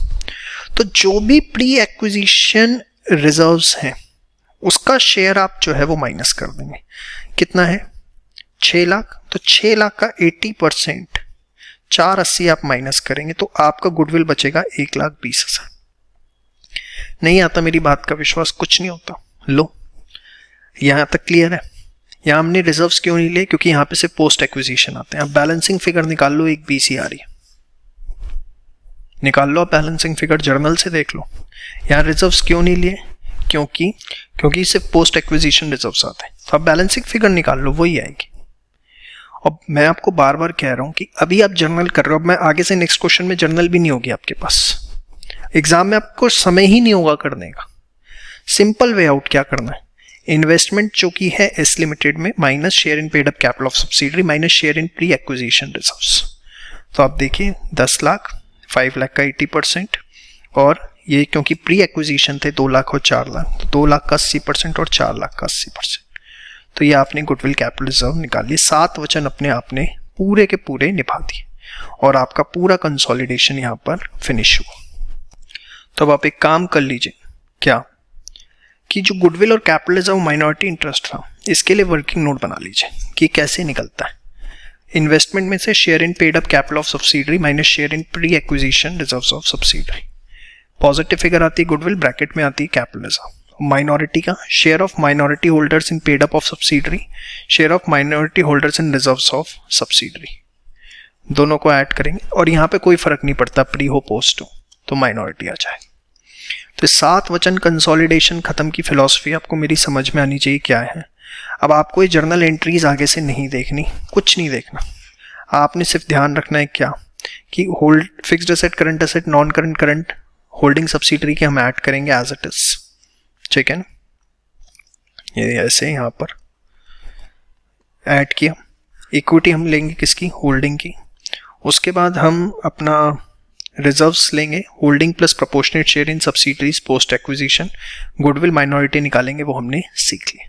तो उम्मीद करता हूँ केस 2 आपको क्लियर है। अभी तक मैंने आपके साथ ऐसे क्वेश्चन डिस्कस किए जिसमें या तो प्री था या पोस्ट था। अब मैं ऐसे क्वेश्चंस लूंगा जिसमें प्री और पोस्ट दोनों हो। यहाँ तक सारी रिवीजन बहुत अच्छे से कर लीजिएगा, तभी आपको फर्दर कॉन्सेप्ट जो है वो अच्छे से समझ में आएंगे। चलिए वही क्वेश्चन है same, case number 3। H limited ने 80% शेयर्स लिए 30 सितंबर 2020 को, ठीक है। और यहाँ पर हम यही मान के चल रहे हैं कि जो एस लिमिटेड है वो बनी है 1 अप्रैल 2020 को फॉर्म हुई है, मतलब ये कंपनी आई ही उसी दिन है। और हमने कब शेयर एक्वायर किए, 30 सितंबर 2020 को। तो देखिए अब कंपनी बनी 1 अप्रैल 2020 को, 31 मार्च 2021, मतलब 1 अप्रैल 2020 को कंपनी बनी है, 31 मार्च 2021 इस दिन आपको कंसोलिडेट करना है, ठीक है। यहां पर अगर आप देखें 30 सितंबर 2020 को इस दिन शेयर्स एक्वायर किए, तो यहां तक के प्रॉफिट जो है प्री है और इसके बाद की जो प्रॉफिट्स हैं वो पोस्ट है। यस और नो? अब आपको जो प्रॉफिट गिवन है वो तो पूरे साल के गिवन है, 2 लाख 4 लाख। तो अब आप क्या करेंगे, इसको बाइफरकेट करेंगे। देखिए 6 महीने का पीरियड है यहाँ पे और यहाँ 6 महीने का पीरियड है। तो आप क्या करेंगे, सबसे पहले बाइफरकेट करेंगे। Bifurcation of pre acquisition and post acquisition. General reserve कितना है आपका, 2 लाख का। तो 2 लाख का 6/12, 1 लाख रुपए। ये हो गया आपका क्या, प्री एक्विजिशन। और पोस्ट एक्विजिशन बाकी 2 लाख का 6/12। भाई 6 क्यों है, क्योंकि 6 महीने का पीरियड ही प्री का और 6 का ही पोस्ट का। तो 1 लाख प्री एक्विजिशन कहलाएगा, 1 लाख पोस्ट एक्विजिशन। हम ये मान रहे हैं कि इवनली प्रॉफिट्स कमाए। सेम वे 4 लाख के साथ किया जाएगा, क्योंकि पूरे साल के प्रॉफिट हैं। तो 6 महीने के प्री एक्विजिशन और 6 महीने के पोस्ट एक्विजिशन। अब प्री और पोस्ट दोनों आ गए पिक्चर में, हाँ या ना? क्लियर है यहाँ तक बात आपको? पक्का क्लियर है? श्योर। अब वही मेरे 7 वचन आ जाएंगे, बस खत्म कहानी। अब मैं एंट्री नहीं करूंगा इस पर। 7 वचन क्या कहते हैं? पहला वचन असेट्स, करंट असेट्स को ऐड करो नॉन करंट को। सेकंड कहते हैं करंट असेट्स को ऐड करो। तीसरा वचन कहते हैं नॉन करंट और करंट को ऐड करो। आप देखो वही किया हुआ है हमेशा, कोई उसमें थॉट ही नहीं है। चौथा वचन क्या कहता है मेरा? इक्विटी शेयर कैपिटल लेनी है किसकी? होल्डिंग कंपनी की। तो होल्डिंग की इक्विटी शेयर कैपिटल यहां दिखा दी। क्लियर है यहां तक? अच्छा, 5वां वचन क्या कहता है? होल्डिंग कंपनी के reserves plus proportionate share in subsidiaries post acquisition reserve. तो होल्डिंग के रिजर्व कितने हैं? 5 लाख, प्लस हिस्सा लेना है सब्सिडरी के पोस्ट एक्विजिशन। तो जनरल रिजर्व पोस्ट एक्विजिशन कितना है? 1 लाख है। भाई देखो वचन ध्यान से ना, हाँ रिश्ते टूट जाते हैं अगर वचन ना निभाओ तो। Proportionate share in subsidiaries post acquisition reserve. तो आप बड़े आराम से रिलैक्स होके, proportionate share in subsidiaries post acquisition reserve. Post acquisition reserve कितने हैं? अभी निकाले हैं 1 लाख, उसके अंदर 80%, 580 हो गया। सेम वे ये आपका 3 लाख है, ठीक है? 3 lakh plus proportionate share in post acquisition of P&L 2 lakh है। तो 2 लाख का 80%, 4,60,000। तो ये वचन भी हमने निभा दिया। कौन सा वचन नंबर था भैया?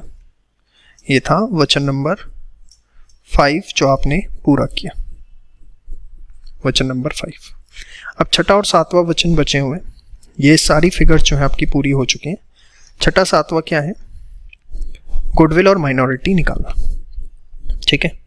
अब गुडविल कैसे निकलेगी और माइनॉरिटी कैसे? Working note. इन्वेस्टमेंट की वैल्यू कितनी है? 10 लाख, 10 लाख है ना, minus share in paid up of subsidiary. तो वो कितनी है? 5 लाख है और उसमें 80% कितना हो गया? 4 lakh minus share in pre acquisition reserves of subsidiary. तो सब्सिडरी के प्री एक्विजिशन रिजर्व्स कितने हैं? 1 लाख और 2 लाख। 1 लाख और 2 लाख कितने हो गए? 3 लाख हो गए। तो 3 लाख का 80% कितना हो गया? 2,40,000, हाँ या ना?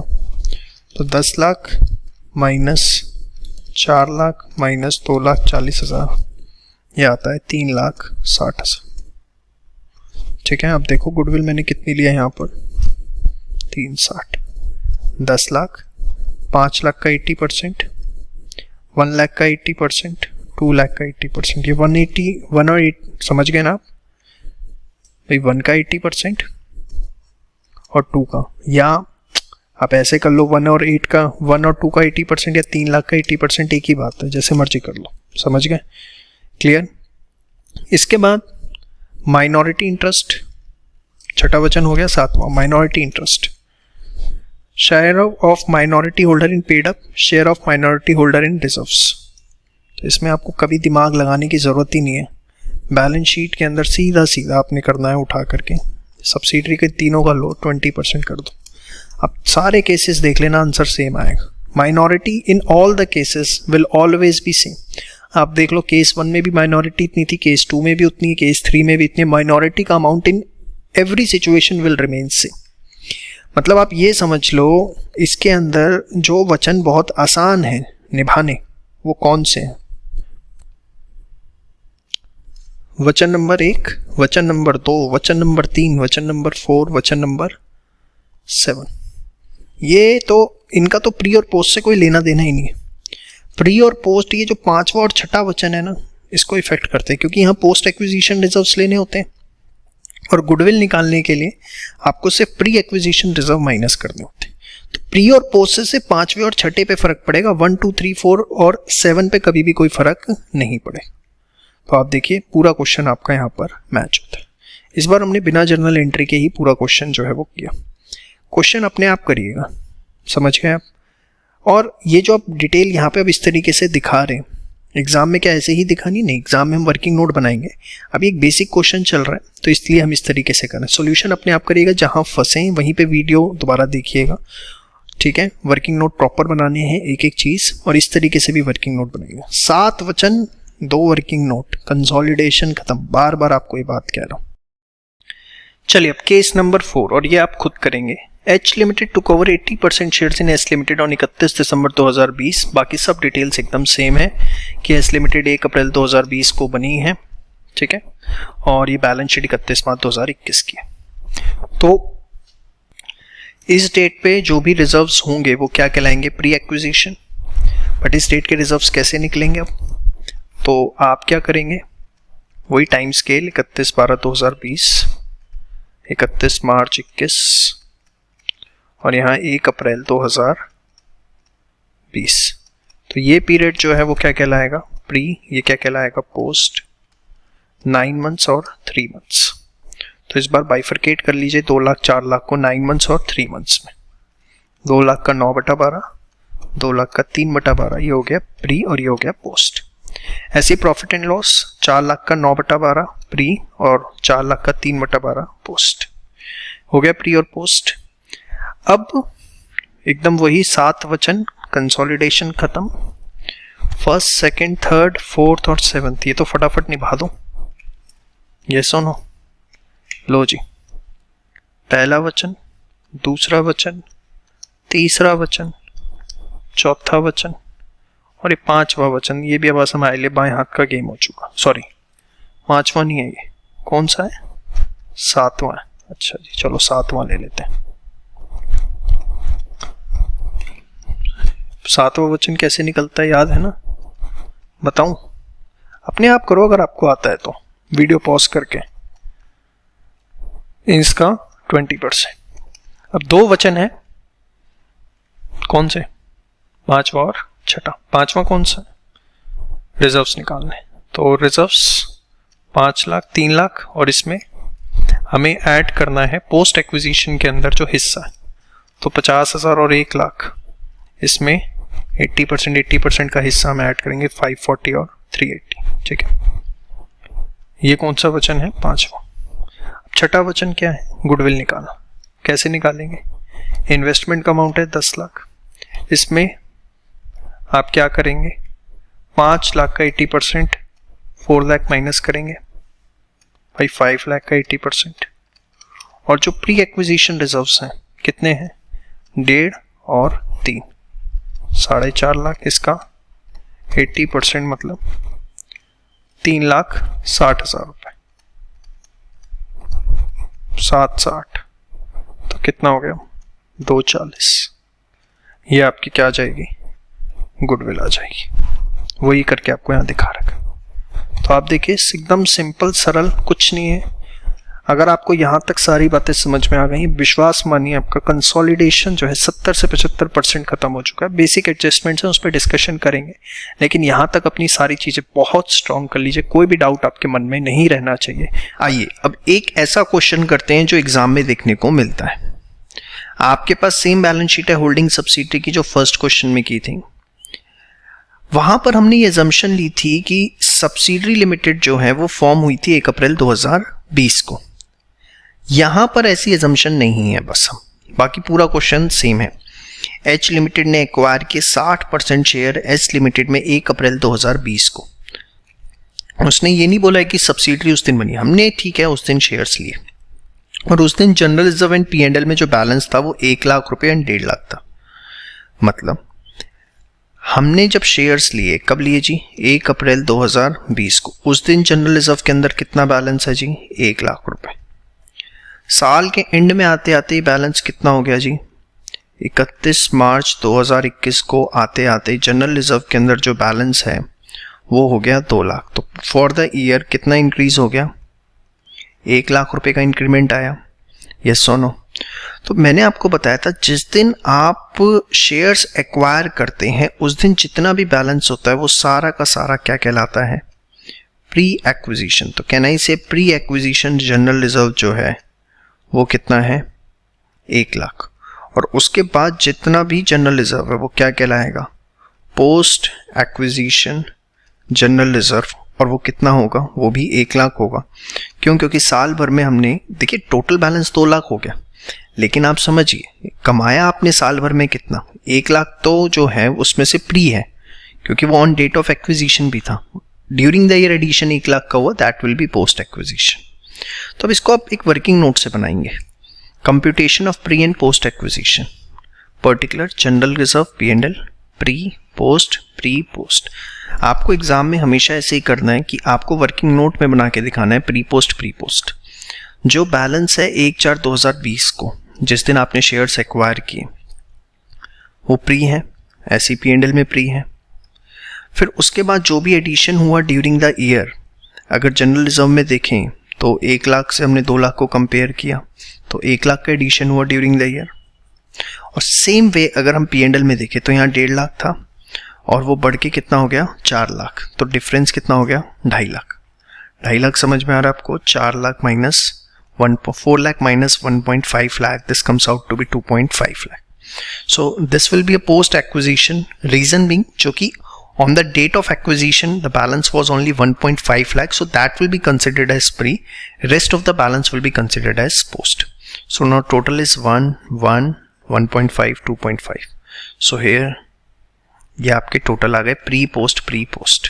Now holding का 60 है, minority 40, so just simply do 60-40 60-40 60-40, 150 60%, 90 40%, 60% 150 40%, 1 lakh. So this is 60-40. Okay, now see, we will compute the goodwill capital reserve. Investment is how much? 10 lakh. So this is the cost of control. Now if you will see the share capital of subsidiary which is 5 lakh, so 5 lakh का 60%, ये हमने बहुत अच्छे से किया हुआ है, 3 लाख। अब प्री एक्विजिशन जो जनरल रिजर्व और P&L है उसमें जो होल्डिंग का हिस्सा है, प्री एक्विजिशन में जो होल्डिंग है, मैं इसको और अच्छे से हाईलाइट कर देता हूं, this one and this one. देखो बड़ा सिंपल सी चीज है, जो भी प्री एक्विजिशन में होल्डिंग का हिस्सा है वो हम क्या करते हैं? वो हम यूज करते हैं for the purpose of computation of goodwill and capital reserve, उसे हम माइनस करते हैं। अब याद करो जो आपको वर्किंग नोट करवाए थे 7 वचन कंसोलिडेशन खत्म में, तो वहां क्या लिखा था? मैंने आपको यही तो बोला था कि share of holding company in pre acquisition reserves, यही लिखा था। आप जाके एक बार नोट्स चेक करो, यही एग्जैक्ट वर्ड्स लिखे हुए हैं, share of holding company in pre acquisition reserves. तो वही शेयर है 60 और 90 जो हमने यहाँ निकाला था। तो ये आपका कितना आ गया? 5,50,000 विच इज गुडविल। देखो एकदम बड़ी ही सिंपल चीजें। अब होल्डिंग का जो पोस्ट एक्विजिशन में हिस्सा है, जो पोस्ट एक्विजिशन के अंदर उसका हिस्सा है, दिस 60,000 एंड 1,50,000 जो आपको दिख भी रहा है, this one and this one, ये होल्डिंग का हिस्सा है किसमें? पोस्ट में। ये कहां जाता है? याद करो, कंसोलिडेटेड बैलेंस शीट में जाके ऐड हो जाएगा। कैसे ऐड हो जाएगा सर? आप देखो ना, जनरल रिजर्व की कितना है होल्डिंग का? 5 लाख रुपए है, तो उस 5 लाख में ये 60,000 ऐड हो जाएगा। आप देखो यहाँ पे 5 लाख प्लस 60 कितना हो गया? 5,60,000। सेम वे P&L कितना है इसका 3 लाख रुपीस, तो उसमें 150 ऐड हो जाएगा. So this will become 3 lakh plus 150 that is 4,50,000. आप देखिए चारों चीजें हो गई 1 2 3 4. ये दोनों जो हैं क्योंकि ये प्री थी तो हमने इसको यूज किया गुडविल कैपिटल रिजर्व में. पोस्ट वाले को हम बैलेंस शीट में ऐड कर देते हैं. आप देखिए पिछला क्वेश्चन उठा के देखिए, यही चीज़ आपको सिखाई थी. अब एक फॉर्मेटेड मैनर में कर रहे हैं, एग्जाम में कैसे करके आना है, कैसा क्वेश्चन आएगा, तो एक ज़्यादा तरीके से हम चीज़ों को जो है देख पाएंगे. समझ में आया. माइनॉरिटी में कुछ नहीं करना. माइनॉरिटी के जितना भी है ये सब माइनॉरिटी इंटरेस्ट में जाता है. इसमें तो कुछ सोचना ही नहीं है. हमेशा एक माइनॉरिटी इंटरेस्ट में ही ये हमेशा सीधा जाएगा. आंख बंद करके आप देखो माइनॉरिटी इंटरेस्ट प्री हो पोस्ट हो, प्री हो पोस्ट, यहाँ टोटल आता है. इससे हमें उसे मतलब अब टोटल की जब आप बात करते हैं प्री पोस्ट दोनों होते हैं, तो आप बाइफरकेट करके लिखिए, अलग अलग लिखिए, इससे कोई मतलब नहीं.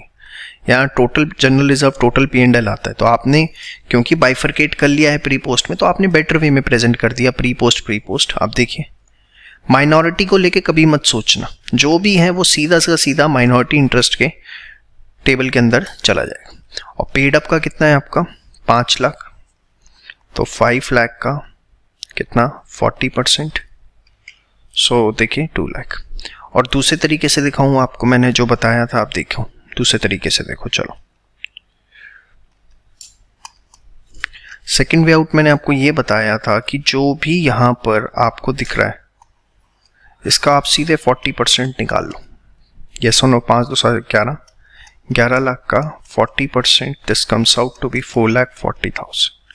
आप देखो वही बैलेंस यहाँ पे आ रहा है 4,40,000. तो आप इसे ऐसे क्रॉस चेक भी कर सकते हो कि आपकी कैलकुलेशन ठीक है या नहीं है. तो माइनॉरिटी सिंपली प्लस करनी है माइनॉरिटी टेबल में. प्री को आप ले गए यहाँ पर गुडविल में, इसको आप ले गए कहाँ पे CBS में कंसोलिडेटेड बैलेंस शीट. बाकी वही वचन है सारे के सारे. यहाँ पे होल्डिंग की कैपिटल आएगी, bank loan add, trade payable add, minority interest दिखा दिया, प्लांट प्रॉपर्टी, गुडविल आ गई, ट्रेड. क्वेश्चन आपका मैच. तो अपने आप करिए इस क्वेश्चन को. ठीक है. इसके बाद एक क्वेश्चन और दिया हुआ है आपको सेल्फ प्रैक्टिस के लिए, वो क्वेश्चन भी आप जरूर करिए. इससे आपके जो कॉन्सेप्ट है वो एकदम स्ट्रांग हो जाएगा. यहाँ तक आते आते आपका जो होल्डिंग एंड सब्सिडरी के बेसिक कॉन्सेप्ट है वो स्ट्रांग हो जाने चाहिए. ये क्वेश्चन आप समझ के अपने आप करिए. उसके बाद एक क्वेश्चन नंबर और है उसी के नीचे सेल्फ प्रैक्टिस के लिए, वो क्वेश्चन आप खुद करिए. फिर आपकी होल्डिंग सब्सिडरी में जो कॉन्फिडेंस लेवल है वो काफ़ी अच्छा हो जाएगा. असाइनमेंट के अंदर जो है वो हमने क्वेश्चन उसको अटैच कर रखा है. चलिए बात करते हैं एडजस्टमेंट्स की. सबसे पहले एडजस्टमेंट्स आती है डिविडेंड बाय सब्सिडरी कंपनी. अगर सब्सिडरी कंपनी ने डिविडेंड दिया है तो क्या होगा. तो देखिए हमें ये देखना है कि जो डिविडेंड सब्सिडरी कंपनी ने दिया है वो out of pre acquisition profits दिया है या out of post acquisition profits. देखिए एकदम सेम एज AS 13 में भी आप इन्वेस्टमेंट में कुछ ऐसी बात करते थे कि अगर प्री एक्विजिशन डिविडेंड है तो कॉस्ट ऑफ इन्वेस्टमेंट में से एडजस्ट होगा. सेम वे कंसोलिडेशन के अंदर होता है. वही चीज़ जो है यहाँ पर है कि अगर प्री एक्विजिशन प्रॉफिट में से डिविडेंड दिया गया है तो उसमें जो भी होल्डिंग कंपनी का शेयर है वो हम डिडक्ट करते हैं कहाँ से, कॉस्ट ऑफ कंट्रोल में से, जिसको आप कॉस्ट ऑफ इन्वेस्टमेंट भी कह सकते हैं. तो एंट्री क्या होगी, हमारे पास होल्डिंग कंपनी के पास मतलब डिविडेंड आया तो बैंक अकाउंट डेबिट, और हम अपनी इन्वेस्टमेंट की वैल्यू उतने से कम कर देंगे तो to investment in S limited. समझ में आया. कुछ भी नया नहीं है, आप इतनी अकाउंट्स अब तक पढ़ चुके हैं, ये आपके लिए एकदम रोज की चीज़ें हो चुकी हैं, रेगुलर चीज़ हो चुकी हैं. नेक्स्ट है out of post acquisition profits. Post acquisition profits में से डिविडेंड दिया गया तो जो होल्डिंग कंपनी का शेयर है वो उसके लिए इनकम है होल्डिंग कंपनी के लिए, तो वो उसे अपने P&L में क्रेडिट कर लेगी. तो bank account debit to P&L.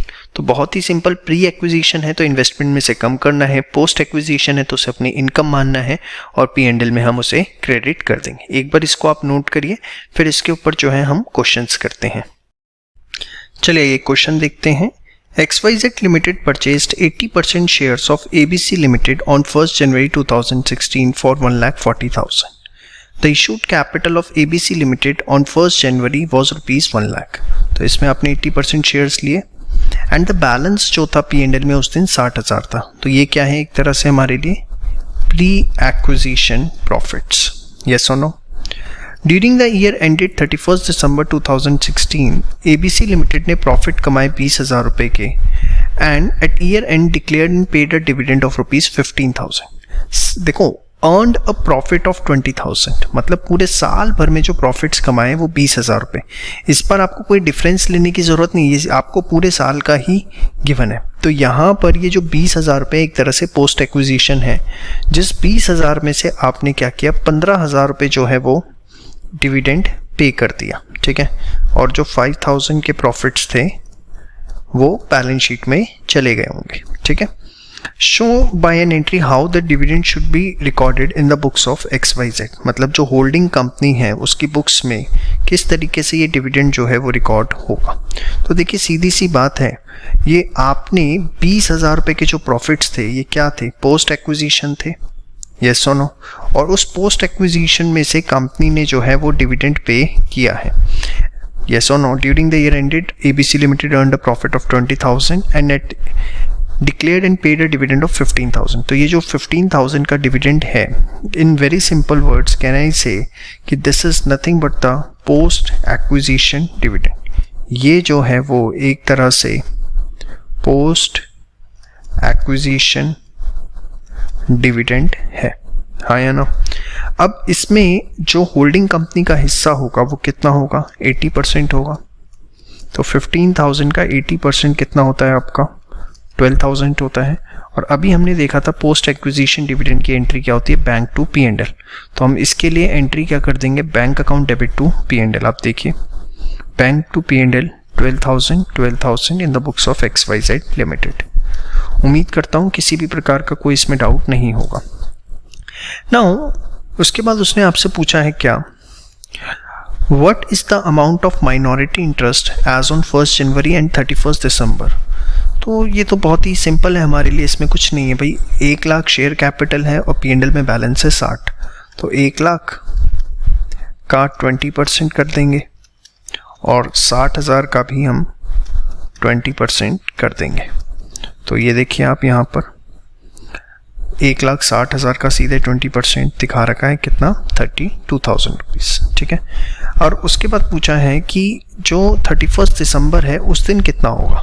तो देखिए बड़ा सिंपल, उसके अंदर भी कोई नई चीज़ नहीं है। 31 दिसंबर को 1,60,000 प्लस ये 20 माइनस 15 क्या है, ध्यान से देखिए शेयर कैपिटल तो सेम होगी, जो 1 जनवरी को थी वही 31 दिसंबर को होगी शेयर कैपिटल, कितनी, 1 लाख। P&L की अगर आप बात करें तो ऑलरेडी 1 जन को जो P&L था वो कितना था आपका, वो था 60,000 और साल भर में P&L में कितना एडिशन हुआ, वो हुआ 5,000 का। क्यों, क्योंकि 20,000 के प्रॉफिट्स कमाए थे जिसमें से 15,000 रुपये का जो है वो कंपनी ने डिविडेंड पे कर दिया, वो तो चले गए, यस और नो, उसकी तो एंट्री हो गई, P&L डेबिट हो गया होगा उतने से, तो 65,000। तो टोटल कितना हो गया, 1,65,000। तो 1,65,000 का 20% this comes out to be how much, 33,000। समझ में आई आपको बात, श्योर। तो ये था एक बहुत ही सिंपल सरल सा क्वेश्चन डिविडेंड से रिलेटेड। इसको चलिए ये क्वेश्चन देखते हैं। H limited acquired 3,000 shares in S limited at a cost of ₹4,80,000 on 31 March 2016। 31 जुलाई 2016 को 3,000 शेयर्स H लिमिटेड ने S लिमिटेड में खरीदे, कितने में, 4,80,000 में। The capital of S Limited consisted of 5,000 shares of 100 each fully paid। और जो S Limited है इसकी जो शेयर कैपिटल है इसके अंदर बेसिकली 5,000 शेयर्स हैं और एक शेयर 100 रुपये का है। तो हमने जो है H Limited ने मतलब 3,000 शेयर्स बाय कर लिए हैं। तो अगर हमने 3,000 शेयर्स बाय कर लिए हैं तो एक तरह से हम अगर परसेंटेज निकालें तो इन टर्म्स ऑफ परसेंटेज हमने जो है 60% शेयर्स बाय कर लिए हैं। The profit and loss account of this company for 2016 showed an opening balance of 1,25,000। Opening balance दिखा रहा है 1,25,000, 1,25,000 and profit for the year was 3 lakh. Okay, तो यहाँ पर एक चीज़ देखने वाली जो है मेन इंपॉर्टेंट, हमने we have acquired the shares on 31 जुलाई 2016 और यहाँ क्वेश्चन में गिवन है profit and loss of the company for 2016 showed an opening balance. देखिए सिर्फ 2016 लिखा हुआ है, 2016 लिखा हुआ है, इसका मतलब हम कैलेंडर ईयर लेंगे। 16-17 लिखा होता तो हम फाइनेंशियल ईयर लेते। तो 2016 में 1/1/2016 को उसने बताया कि P&L के अंदर बैलेंस है 1,25,000। हमने शेयर्स एक्वायर किए हैं 31 जुलाई 2016 को, और उसने बोला profit for the year was 3 lakh. For the year लिखा हुआ है कि पूरे साल में जो कमाए प्रॉफिट्स वो कितने हैं, 3 लाख रुपए। जो पूरे साल के प्रॉफिट्स हैं 2016 के, दैट इज 3 लाख। यस और no? Now if you will see, अगर हम 31 जुलाई तक देखें तो यहाँ तक जो भी प्रॉफिट्स होंगे that will be called as the pre acquisition profits. अब हमें ये तो पता है कि 1/1/2016 को 1,25,000 है, लेकिन ये पीरियड में जो प्रॉफिट्स कमाए that is also the pre acquisition, क्योंकि हमने शेयर्स 31 जुलाई 2016 को लिए हैं। ये बात आपकी मेरी पहले डिस्कस हो चुकी है एकदम। तो 3 लाख रुपए के प्रॉफिट्स हैं, इसको हम बाइफरकेट करें, अगर हम टाइम में डिवाइड करें तो आप देखेंगे कि बेसिकली यहाँ पर मैं इसे आपको करके दिखा देता हूँ कि अगर आप 3 लाख का 7/12 करते हो, 7/12 क्यों, क्योंकि 31 जुलाई तक है, तो ये आएगा 1,75,000। तो ये वो 175 है, profit from this to this. And ये कैसे आया, दिस इज 3 लाख का, जो रेस्ट ऑफ द मंथ्स है 5/12 आपने किया तो 1,25,000। ठीक है, श्योर। सो नाउ यहाँ पे 125 का बैलेंस था, 175 और ऐड हो गए, तो टोटल हो गए प्री एक्विजिशन प्रॉफिट 3 लाख, और पोस्ट एक्विजिशन प्रॉफिट ये है जो कि 125 है। तो पोस्ट एक्विजिशन 125। तो सबसे पहला काम जो था प्री एंड पोस्ट में बाइफरकेट करने का, वो हमने कर लिया। अब उसने बोला है at the end of the year it declared a dividend of 40% का डिविडेंड डिक्लेयर किया। What will be the entry in the books of H limited. तो देखिए उसने बोला है कि 2016 के लिए कंपनी ने 40% डिविडेंड डिक्लेयर किया। भाई सिंपल सी चीज़ है, 5,000 शेयर्स थे, येस और नो, कंपनी के जो हैं 5,000 शेयर्स हैं और 100 रुपीज़ का ही शेयर है, 40% मतलब 40 रुपीज़ हो गया। तो अगर आप निकालेंगे तो डिविडेंड अमाउंट आ गया 2 लाख रुपए। और ये कौन से ईयर का है, ये पूरे के पूरे 2016 का है, दैट इज 1/1/2016 से 31 दिसंबर 2016 तक। अब देखिए हमने कब शेयर्स एक्वायर किए हैं, 31 जुलाई 2016 को, ये चीज़ हमें यहाँ पर गिवन है। हमने जो है 31 जुलाई 2016 को शेयर्स एक्वायर किए हैं। तो इस पीरियड का जो हमारे पास डिविडेंड आया है दैट इज 1/1/16 से लेके 31 जुलाई 16 तक का, that will B pre acquisition. क्योंकि देखो जिस दिन आपने एक्विजिशन किया उससे पहले का कुछ भी है तो वो प्री एक्विजिशन है। तो टोटल डिविडेंड 2 लाख का है, तो इसमें 7 महीने का dividend that is 116,667 this will be a pre acquisition dividend. और उसके बाद का जो डिविडेंड है 1 अगस्त से लेकर 31 दिसंबर that is of 5 months, that will be called as post acquisition dividend. तो जो कंपनी ने दिया टोटल डिविडेंड 2 लाख रुपए का, 2 लाख रुपीज़ का, इसमें 1,16,667 प्री एक्विजिशन है एंड रेस्ट जो है वो पोस्ट एक्विजिशन का, जिसमें होल्डिंग का हिस्सा कितना है, होल्डिंग का हिस्सा सिर्फ 60% का है, येस और नो, तो इसका हम 60% करेंगे, रेस्ट जो है वो माइनॉरिटी का है। सेम वे इसमें होल्डिंग 60% और माइनॉरिटी का रेस्ट। अब हमें जो एंट्री करनी है वो किसकी बुक्स में करनी है, हमें करनी है entry in the books of H, मतलब होल्डिंग। तो हम होल्डिंग का देखेंगे, तो होल्डिंग का एक ये 70,000 है और एक ये 50,000 है, येस और नो। और ये 50,000 पोस्ट एक्विजिशन है और ये 70,000 प्री एक्विजिशन है। तो प्री एक्विजिशन के लिए एंट्री क्या होगी, इन्वेस्टमेंट इन एस, इन्वेस्टमेंट की वैल्यू कम हो जाएगी और पोस्ट एक्विजिशन P&L में जाएगा। तो यू कैन सी P&L हमने क्रेडिट कर दिया 50 से, इन्वेस्टमेंट कम कर दी 70। ये कौन सा डिविडेंड है, प्री एक्विजिशन वाला, और ये कौन सा है, पोस्ट एक्विजिशन वाला, ठीक है, और बैंक अकाउंट डेबिट। तो बहुत ही सरल सिंपल सा क्वेश्चन है, इसको एक बार आप जो है फटाफट अपने आप करिए, इससे आपके जो डिविडेंड का प्री एंड पोस्ट के कॉन्सेप्ट है वो सारे के सारे जो है अच्छे से क्लियर हो जाते हैं।